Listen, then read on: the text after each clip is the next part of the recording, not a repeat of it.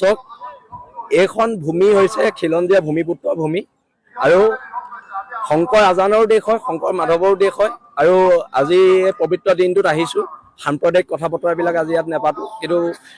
কিন্তু কথাটো হৈছে কি, আমি খিলঞ্জীয়া মানুহখিনি একত্ৰিত হৈ এখন সংগ্ৰাম কৰাৰ সময় আহি পৰিছে। সম্প্ৰীতিৰ মিলন ভূমিলৈ পৰিণত হৈছে ঐতিহাসিক। আৰু মই লাষ্ট কলেজত পঢ়ি থাকোঁতে আহিছিলোঁ, তাৰপিছত বহু বছৰ অহা নাছিলোঁ। আজি আহিছোঁ, খুব ভাল লাগিছে, সকলোকে লগ পাইছোঁ। আৰু এতিয়াও ৰাস্তা খুব ভাল হ'ল আৰু অনাগত দিনত আজানপীৰ দৰগাহলৈ আহি থাকিম। স্মৃতি আছে, মোৰ কলেজীয়া জীৱনৰ বহুত স্মৃতি আছে। আমি কলেজত পঢ়ি থাকোঁতে প্ৰায় আহিছিলোঁ লগৰবিলাক।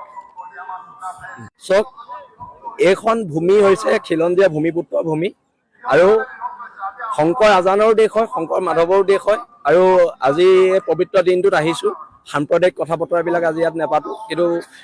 কিন্তু কথাটো হৈছে কি, আমি খিলঞ্জীয়া মানুহখিনি একত্ৰিত হৈ এখন সংগ্ৰাম কৰাৰ সময় আহি পৰিছে। সম্প্ৰীতিৰ মিলন ভূমিলৈ পৰিণত হৈছে ঐতিহাসিক। আৰু মই লাষ্ট কলেজত পঢ়ি থাকোঁতে আহিছিলোঁ, তাৰপিছত বহু বছৰ অহা নাছিলোঁ। আজি আহিছোঁ, খুব ভাল লাগিছে, সকলোকে লগ পাইছোঁ। আৰু এতিয়াও ৰাস্তা খুব ভাল হ'ল আৰু অনাগত দিনত আজানপীৰ দৰগাহলৈ আহি থাকিম। স্মৃতি আছে, মোৰ কলেজীয়া জীৱনৰ বহুত স্মৃতি আছে।